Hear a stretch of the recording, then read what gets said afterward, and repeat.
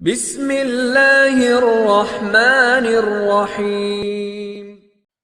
अस्सलामुअलैकुम रहमतुल्लाह। नाज़रीन कराम, ये चंद सवालात हैं जो फ़ॉरेक्स ट्रेड के मुतल्लक पूछे जाते हैं और हम कोशिश करेंगे उनके जवाबात।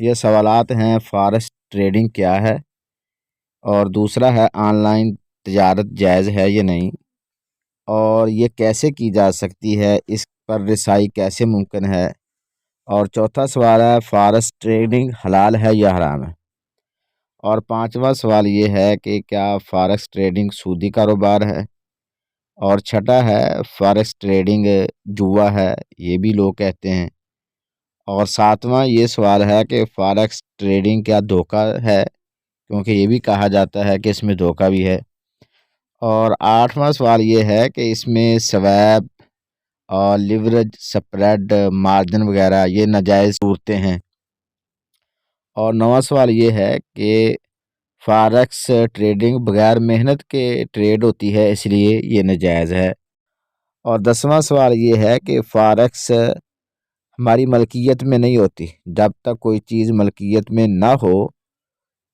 तो वो उसकी ट्रेड नहीं हो सकती, और 11वां सवाल ये है कि फॉरेक्स ट्रेडिंग ये फेक चीज़ है, सिर्फ फिगर्स हैं जो ऊपर नीचे होते हैं, और ये जुए की शक्ल है कि लोग इससे मुनाफा हासिल कर लेते हैं, ऊपर लगा लें या नीचे लगा लें। और इसके बाद हम फॉरेक्स ट्रेडिंग के लिए जो शराइत हैं 6 उनका ज़िक्र करेंगे, और इसके बाद तमाम मकातबे फ़िक्र के जो मुफ्तियान हैं उनके फतावा का ज़िक्र करेंगे, और आखिर में रिज़ल्ट निकालेंगे कि अब क्या हुक्म है इसका, नाजायज़ है, जायज़ है, हलाल है, हराम है। तो आइए देखते हैं। सवाल नंबर 1 है कि फॉरेक्स ट्रेडिंग क्या है। तो फॉरेक्स ट्रेडिंग असल में दो अल्फाज का मजमूआ है, फॉरेन प्लस एक्सचेंज, यानी इसको अगर मुख्तसर शक्ल दें तो फॉरेक्स कह देते हैं। तो इसका मतलब होता है कि फॉरेन करेंसी को चेंज करना। जिस तरह मिसाल के तौर पर मैं आपके सामने ज़िक्र करता हूँ, अगर कोई उम्रे के लिए जाना चाहता है तो वो एक्सचेंज ब्रांच से है, यानी पाकिस्तान रुपीज़ वो लेके जाएगा, और वहाँ से जो उनकी करेंसी है सऊदीया की रियाल वो ले लेगा और जाकर वहाँ पर इस्तेमाल करेगा, और जब वापस आएगा अगर उसके पास कुछ बचे हुए तो वो दे के वापस ले लेगा, और उसमें फ़र्क होगा 20-21 दिन में कुछ ना कुछ फ़र्क हो जाएगा। जब उसने ख़रीदे होंगे, अगर तो रेट कम हुआ, और जब वो लेके वापस गया रेट ज़्यादा हो गया, तो उसको प्रॉफिट मिल जाएगा। तो यही सूरत हाल ऑनलाइन में होती है। हम फिज़िकली तो नहीं जाते, लेकिन ऑनलाइन इसका काम कर लेते हैं, तो इसको फॉरेन एक्सचेंज कहते हैं, और ये ग्लोबल मार्केट है, और पूरी दुनिया में डेली के हिसाब से 7 ट्रिलियन इसका डेली का डॉलर में कारोबार है।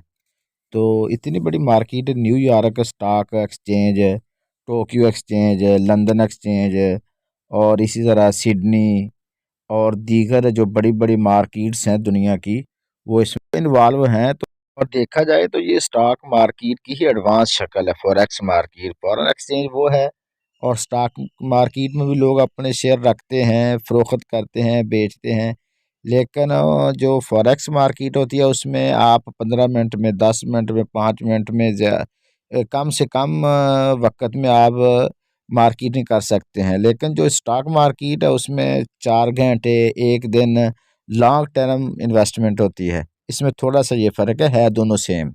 और इसी तरह ये ऑनलाइन मार्केटिंग है, जिस तरह हम ऑफ़लाइन मार्केट करते हैं, कोई चीज़ बाज़ार से लेते हैं, जाकर ले लेते हैं कोई भी चीज़, तो इसमें भी ये चीज़ मुमकिन है। हम इसमें हर चीज़ जो है मैं अभी ज़िक्र करता हूँ, तो ऑनलाइन हम ख़रीद लेते हैं। तो इस तरह ऑनलाइन ख़रीदने में हम जिस तरह दराज पे ख़रीदते हैं, अमेज़न पे ख़रीदते हैं, और ओएलएक्स पे हम ऐड देख के चीज़ें ख़रीद लेते हैं, वही सेम इसकी शक्ल है कि हम जो चाहते हैं इस पे ख़रीदते हैं, जो चाहते हैं बेच देते हैं।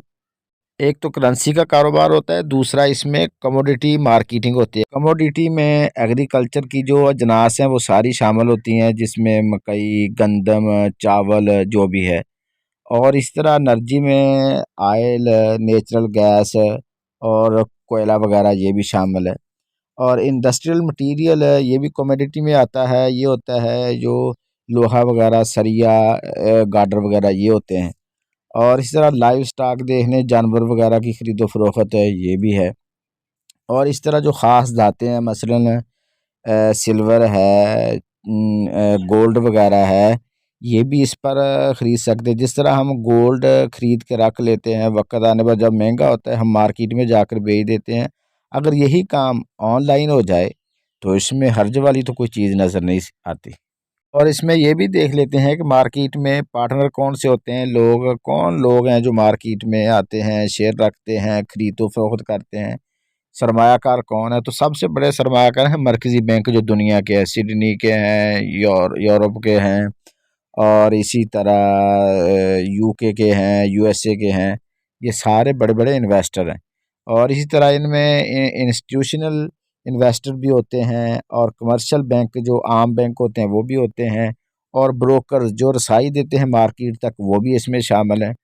और इसी तरह कई कंपनीज भी इसमें इन्वॉल्व होती हैं। और इसी तरह इंडिविजुअल जो छोटा मोटा कारोबार करने वाले होते हैं, जिनके पास थोड़ा बहुत सरमाया होता है, वो मार्केट में एंट्री कर लेते हैं और वो भी इसमें अपना ऑनलाइन तजारत कर सकते हैं, तजारत करते हैं। तो इसलिए ये सारे लोग मिलकर मार्केट को रन करते हैं। ये सिर्फ एक आदमी के हाथ में नहीं होता कि वो जैसे चाहे उसको वैसे करता रहे।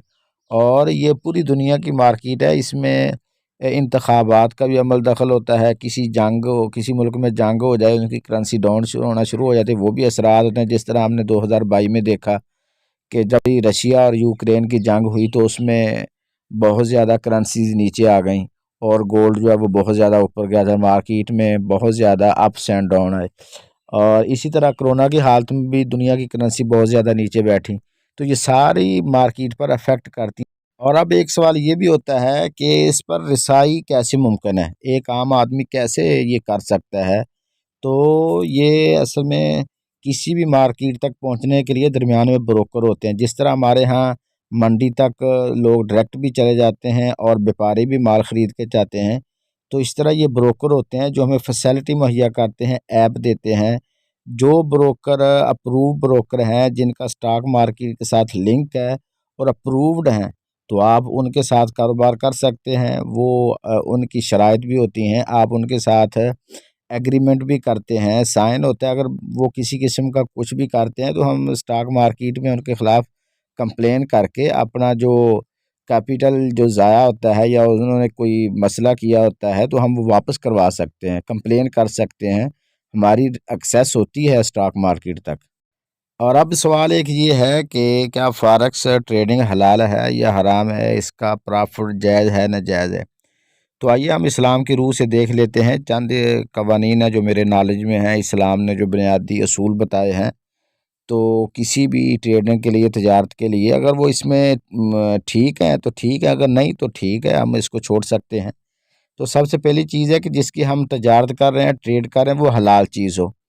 तो अगर तो आप मार्केट में किसी शराब की या दूसरी चीज़ की ट्रेड करते हैं, या बदले में डॉलर के बदले डॉलर करते हैं, तो ये ममनुआ चीज़ें हैं, हम ये नहीं कर सकते। हाँ, करेंसी अगर मुख्तलिफ है, चीज़ें मुख्तलिफ हैं, हलाल चीज़ें हैं, तो आप ट्रेड करें। अगर आप इसी फॉरेक्स मार्केट में कोई हराम चीज़ की ट्रेड करते हैं तो वो आपके लिए नाजायज़ होगा, ठीक नहीं होगा। और दूसरी इस्लाम की शर्त ये है कि सूद से पाक हो। तो आप अगर स्वैप देते हैं, सूद देते हैं, अगर आप ब्रोकर को अज़ाफ़ी रकम देते हैं, तो वो नाजायज़ सूरत हाल है। अगर आप कोई सूद नहीं देते, आप जिस तरह हमारे शुरू में लोग बैंक में पैसे रखने को ममनू करार देते थे, उलमा के फतवे भी थे और आज भी फतवे हैं कि बैंक का कारोबार और इसमें नौकरी और इसी तरह इसमें पैसे रखना जायज़ नहीं है। अगर हम इस पर अमल करें तो बाज़ सूरतें इंसान के लिए नागुज़ीर होती हैं, या ये समझें कि उनके लिए मजबूरी बन जाती है। अगर हम घर में पैसा रखें, चोरी होने का ख़तरा है और भी बड़े मसाइल हैं, तो हमारी सेफ़ सूरत हाल बैंक है।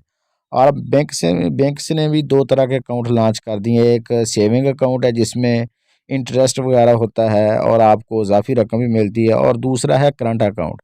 तो करंट अकाउंट के मुतल्लिक़ तो मेरे ख़्याल में किसी को भी कोई एतराज़ नहीं है। तो इसी तरह ये ब्रोकर भी अकाउंट देते हैं, इस्लामिक अकाउंट भी है। अगर आपका इस्लामिक अकाउंट है, आप किसी किस्म का कोई सूद नहीं देते, तो आपकी तिजारत बिल्कुल ठीक है, इसमें कोई ममनू वाली चीज़ नहीं है। और तीसरी चीज़ है ज़ख़ीरा अंदोज़ी ना हो। तो इसमें ज़ख़ीरा अंदोज़ी वाली तो कोई चीज़ मेरे ख़्याल में नहीं होती। हम कोई चीज़ ज़ख़ीरा अंदोज़ी नहीं इसमें कर सकते। लेकिन हाँ, ये बात ज़रूर है, हम ख़रीदो फ़रोख्तो कर सकते हैं। और इसी तरह धोखा ना हो। अगर तो ब्रोकर आपको धोखा देता है, किसी किस्म का आपके साथ कोई फ्रॉड करता है, तो वो नाजायज़ है। लेकिन हमारा एग्रीमेंट होता है ब्रोकर के साथ, जो हम क्लिक करके करते हैं, उसके टर्म्स एंड कंडीशन को हम फॉलो करते हैं, वो भी उसको फॉलो करते हैं। तो धोखा वाली कोई चीज़ नहीं होती। हर चीज़ हमारे सामने होती है। हमारे पास जो अमाउंट है वो भी, हमारे डॉलर जो अकाउंट में पड़े हैं वो भी होते हैं, जो हम तजारत कर रहे हैं वो भी होती है, और मार्केट भी सामने चल रही होती है, और पूरी दुनिया की वो मार्केट है। उसमें किसी किस्म का धोखा तो नहीं है। हाँ, उस आदमी के लिए तो धोखा हो सकता है जो बिल्कुल न्यू है, उसको मार्केट का पता ही नहीं है। वो उसमें उसके लिए साफ वाज़ेह चीज़ धोखा ही नज़र आ रहा होता है। लेकिन जो इंसान मार्केट में है, वो समझता है, नॉलेज है उसके पास, तो उसको कोई धोखा नज़र नहीं आता। और इसी तरह पाँचवीं शर्त ये होती है कि वो चीज़ आपकी मलकियत में हो। तो ये क्या, अब समझना ये है, क्या फ़ॉरेक्स मार्केट हमारी मलकियत में है या नहीं?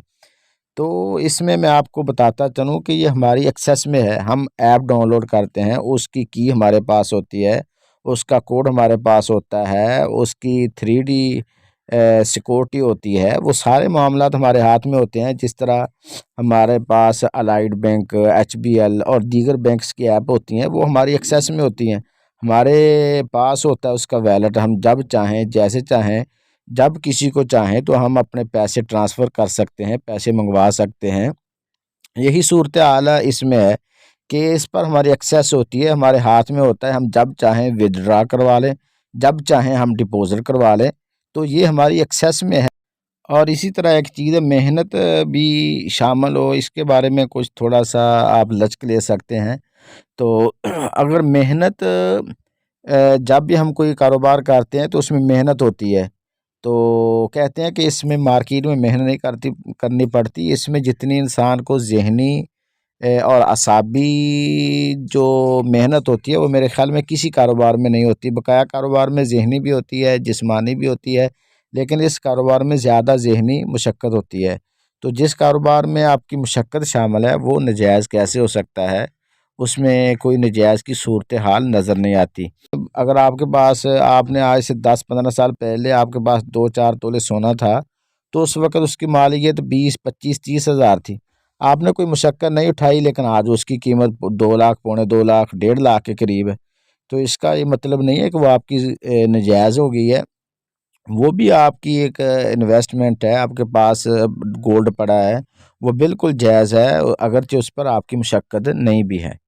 और इसी तरह इसमें एक सवाल ये होता है कि इसमें स्वैप है, यानी इसको आप सूद कह लें या इज़ाफ़ी चीज़ कह लें, तो जो मुतय्यन होता है, ये तो इसमें किसी को भी इख्तलाफ नहीं है, ये बिल्कुल नाजायज़ है। अगर कोई ब्रोकर आपसे सूद लेता है, या उसकी शर्त ये होती है कि आज के दिन आप पर कोई चार्ज नहीं होगा। अगर आज आप अपनी ट्रेड क्लोज़ कर लेते हैं, अगर कल या परसों करेंगे तो आप पर 20 या $10 इज़ाफ़ी लिए जाएँगे, तो ये नाजायज़ है। ऐसे ब्रोकर के साथ आप ना ट्रेड करें। और जो ब्रोकर बगैर स्वैप के आपको दे रहे हैं फैसिलिटी, आप उनके पास जाएँ और उनके साथ ट्रेड करें, उनका अकाउंट खुलवाएँ, तो ये इसमें तो मुश्किल नहीं है। ये आप पर मुनहसर है कि आप किस ब्रोकर से फैसिलिटी ले रहे हैं। और इसी तरह एक सवाल ये भी होता है कि ये जो लिवरेज देते हैं, ये नाजायज़ सूरत-ए-हाल है। लिवरेज क्या है? लिवरेज ये होती है कि आपको कोई भी आसानी के लिए अपनी फैसिलिटी मुहैया करता है कि आप हमसे उधार लेकर, आपके पास अगर इन्वेस्टमेंट थोड़ी है, तो आप हमसे धार लें और अपनी जो है कुव्वत ख़रीद को मज़ीद बढ़ा लें। तो इसमें सूरत-ए-हाल ये है कि हम फ़िज़िकली भी जब किसी के पास जाते हैं, ये हम जब कारोबार की लाइन में होते हैं, तो कई दुकानदार या कई कंपनीज़ हमें ये फैसिलिटी देती हैं कि अगर आप हमारे पास आएँ, तो हम आपके 10% अगर आप डाउन पेमेंट कर देते हैं, तो हम आपको 1 लाख के करीब माल दे देते हैं। तो ब्रोकर भी यही करते हैं, $1 के बदले हमें $100 देते हैं, तो वही लीवरेज होता है, यानी हमें ज़्यादा से ज़्यादा ट्रेड करने के लिए वो फैसिलिटी मुहैया करते हैं। तो हर ब्रोकर लहदा-लहदा मुहैया करता है, मेरे ख़्याल में इसमें हर्ज वाली तो कोई चीज़ नज़र नहीं आती। और इसी तरह लीवरेज के साथ-साथ जो दूसरी चीज़ है वो मार्जिन है। मार्जिन असल में होता है आपकी असल अमाउंट जो आपने अकाउंट में जमा करवाई है, $100, $1000, $1500, वो आपका मार्जिन है। तो उस मार्जिन पे फिर आगे ब्रोकर आपको लिवरेज देता है, $1 पे आपको 100 देता है, कोई 50 देता है, कोई 20 देता है। तो ये ब्रोकर के अपने-अपने फैसिलिटीज़ हैं, आप जिस ब्रोकर को अच्छा समझे उसके पास कर लें, तो ये तो उनकी तरफ से फैसिलिटी है। इस तरह जो स्प्रेड है उसको भी कई उलमा नाजायज़ करार देते हैं, वजह ये है कि वो कहते हैं कि ये सूद ले रहे हैं और आप सूद दे रहे हैं, हालाँकि ऐसा नहीं है। जिस ब्रोकर ने हमें लीवरेज की फैसिलिटी दी है और एक्सेस दी है मार्केट तक, उसने बैंक की सहूलत दी है, विथड्रॉ डिपॉज़िट की सहूलत दी है, ऐप की सहूलत दी है, तो वो उसका भी हक बनता है कि वो भी ये सारे काम अपने के लिए कर रहा है, तो उसका भी हक है, तो वो हमसे हर लाट के बदले थोड़ा-सा मार्जिन प्रॉफ़िट लेता है, तो उसके प्रॉफ़िट लेने में कोई हर्ज वाली चीज़ नज़र नहीं आती। इस तरह इस चार्ट में भी आप देख रहे हैं कि अगर आप 1 लॉट लगाते हैं, किसी का 2 सेंट किसी का 3 है, किसी का 5 है, तो किसी का 9 है, तो इसमें हर्ज वाली चीज़ नहीं है। और इसी तरह एक सवाल ये भी सामने आता है कि ये फेक चीज़ें होती हैं, फेक फिगर होते हैं, ये जुआ है।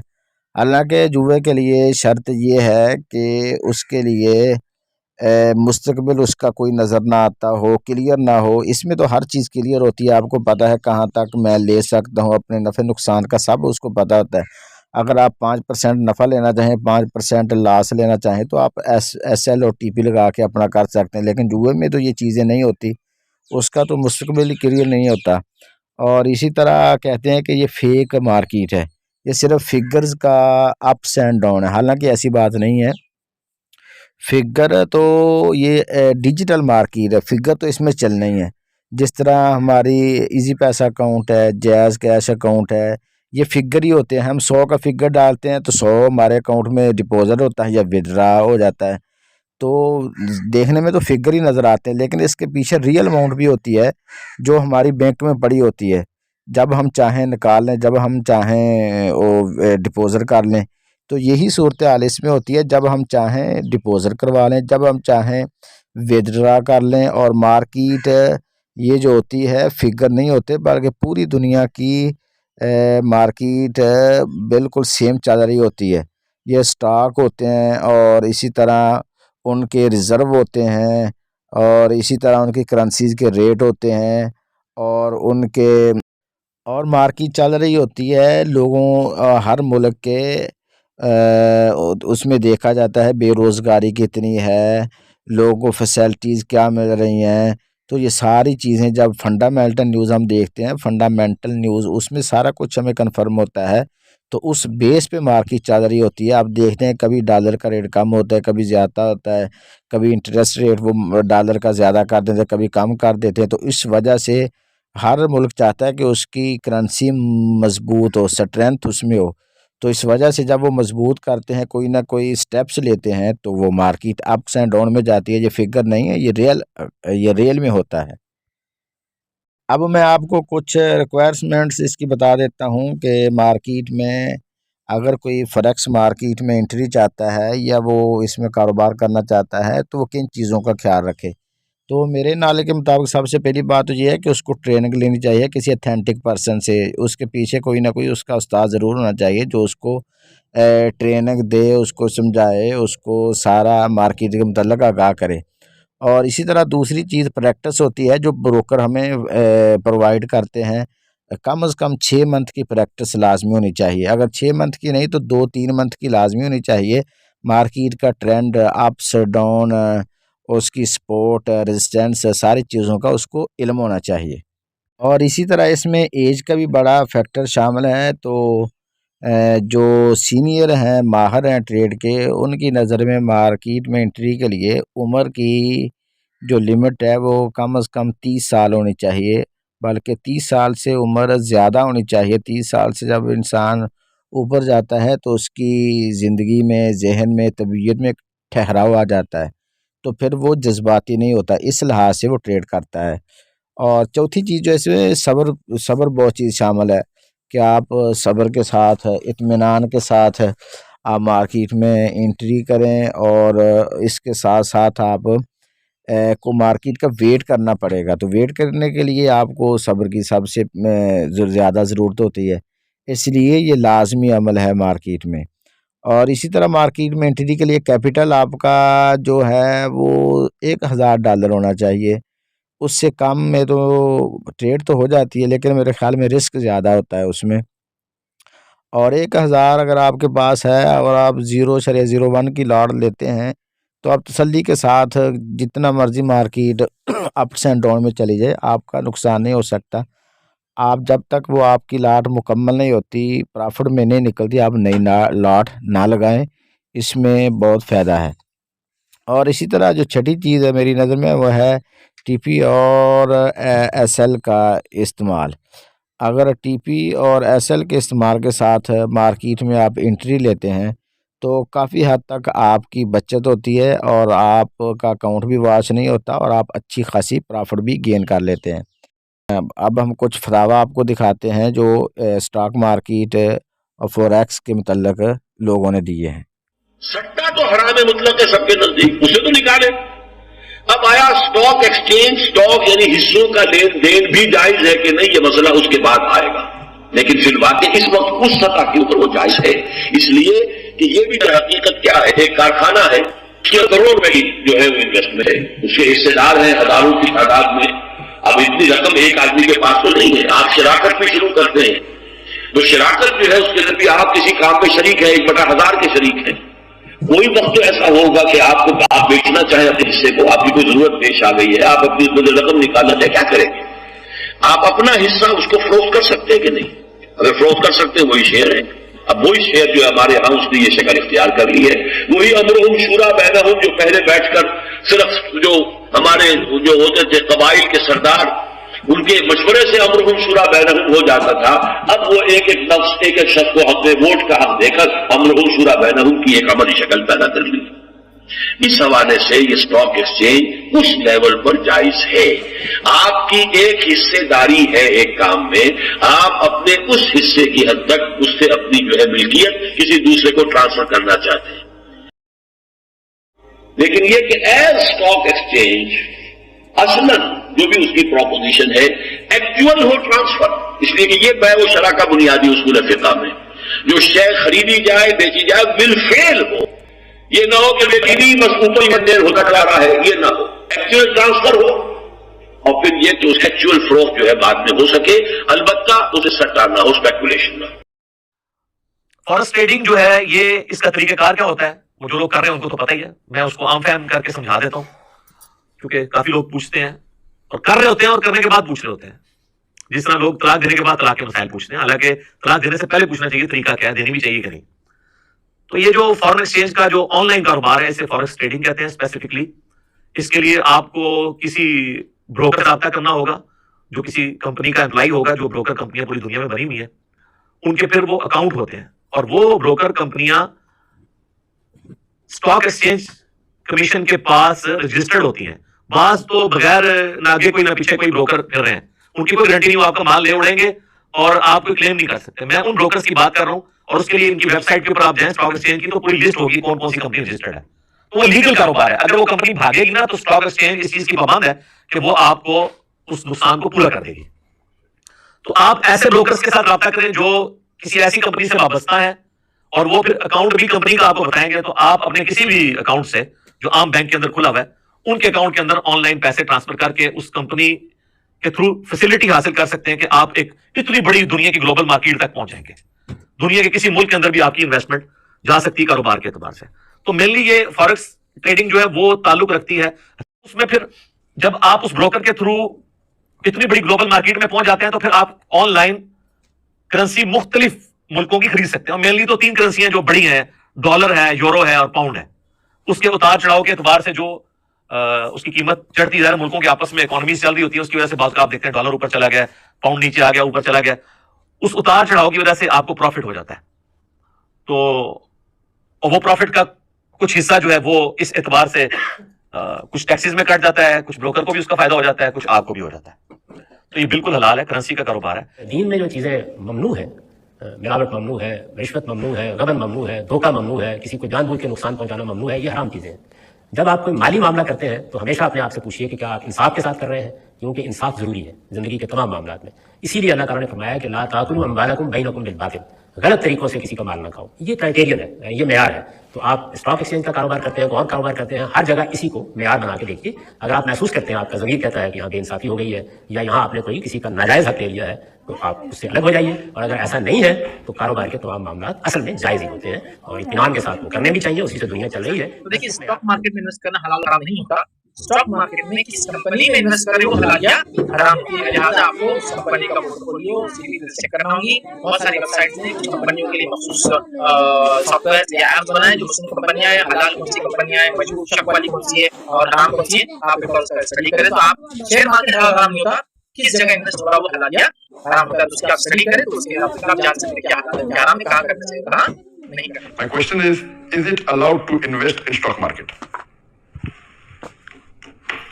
While you are investing in stock market, you have to first analyze whether the stock you are investing in is halal or not. If the stock you are investing in halal, then it is permitted to invest in stock market. If the stock you are investing is not halal, it is not permitted.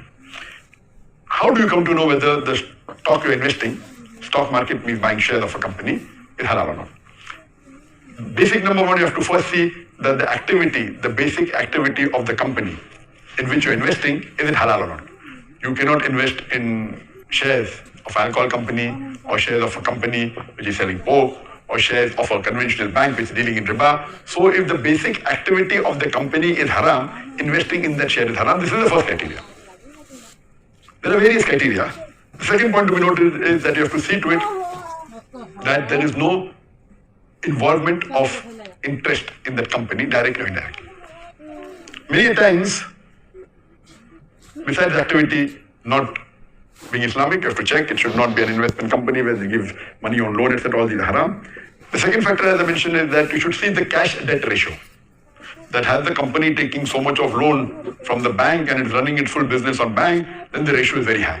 So different organizations which certify the stock to be halal, they have different criteria. Some people say up to 30% allowed, some say no, it should be less than 20%. I particularly feel that best is 0, or it can be, if it's less than 10%, better. So the cash debt ratio should be minimal, not that the company is completely functioning on loans taken from the bank. There are various other criteria that are seen. So best is that you should inquire with a person who's well versed with the stock exchange and who has knowledge of the Islamic halal stock. There are certain indexes that is there, like Dow Jones Index of halal stocks, and there are certain Muslim organizations which have categorized to make it easier for the Muslim that if they want to invest, they can invest in halal stock. The other option is that you can very well invest in mutual fund, which are Islamic-based mutual fund. There are certain mutual funds that a mutual fund is a fund where the fund manager, to be more safe and secure, instead of investing in one company, they invest in multiple companies to reduce their risk. The mutual fund can be halal, can be haram. If the fund manager is following the Islamic Sharia principles of only buying shares of halal companies, so if you know that the mutual fund is a Sharia compliant mutual fund, then that is the safest. Invest in a Islamic Sharia compliant mutual fund. The fund manager knows about the Sharia, he purchases stock exchange from the stock which are halal, so that the risk is mitigated, the risk becomes less, and the chances of profit is also much more, as rather than you doing on your own. So you can invest in stock as long as the stock is halal. It is not going against the teaching of Quran. अब आपने सारे फतावा भी सुन लिए हैं। अब result है आपके ज़िम्मे। अगर आपको कॉन्फिडेंस है अपने ऊपर, आप सेटिस्फाई हैं कि आपका दिल मुतमईन है, तो आप कर लें। अगर नहीं मुतमईन है तो आप ना करें। जो लोग असल में नजायज़ करार देते हैं, वो बेसिकली शुरू ही से जब मार्केट को बगैर नॉलेज के इसमें एंट्री लेते हैं, उनको लॉस होता है। तो इसको जुआ भी कहते हैं, धोखा भी कहते हैं और फिगर फेक भी कहते हैं, सारा कुछ कहते हैं। लेकिन जो नाले के साथ पूरी ट्रेनिंग के साथ आता है, मेरे ख़्याल में उसको ये धोखा और जुआ वगैरह नज़र नहीं आता। और दूसरा फतवा, आप जो चीज़ें आपके सामने क्लियर की हैं, आपको सारा इल्म हो गया है, तो आप इसकी रोशनी में आप जाकर फतवा लें तो यहाँ तक मुझे यकीन है तो इसके नाजायज़ होने का फतवा नहीं आएगा। तो ये आप पर मुनहसर है, जैसे आपकी विलिंग है, जैसे आपका दिल मुतमिन है वैसे करें। अल्लाह हाफ़िज़।